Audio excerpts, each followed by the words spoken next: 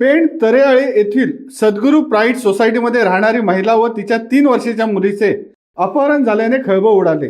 राहत्या घरातून आई व मुलगी गायब झाल्याने पेण शहर हादरून गेले. पती वैभव घोसाळकर यांनी पेण पोलीस ठाण्यात याबाबत तक्रार दिली. त्यांच्या तक्रारीनुसार अपहरणाची नोंद करण्यात आली. या प्रकरणात पोलिसांनी युद्धपातळीवर तपास सुरू केलाय. अज्ञात आरोपी विरोधात गुन्हा दाखल करण्यात आला असून मुलीचा व आईचा अद्याप तपास लागला नसल्याने याबाबत कोणाला माहिती मिळाल्यास पेण पोलिसांजवळ संपर्क साधण्याचे आवाहन करण्यात आले.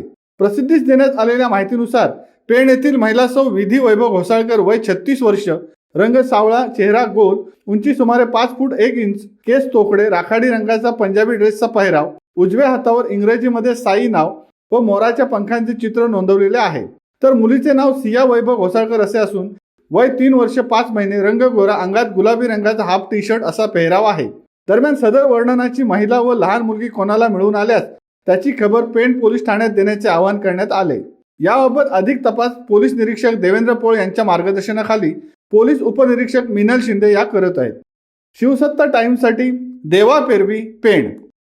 दे धडक बेधडक वृत्त देणाऱ्या आपल्या शिवसत्ता टाइम्स न्यूज चॅनलला लाल बटन दाबून सबस्क्राईब करा आणि बेल आयकॉनला क्लिक करायला विसरू नका.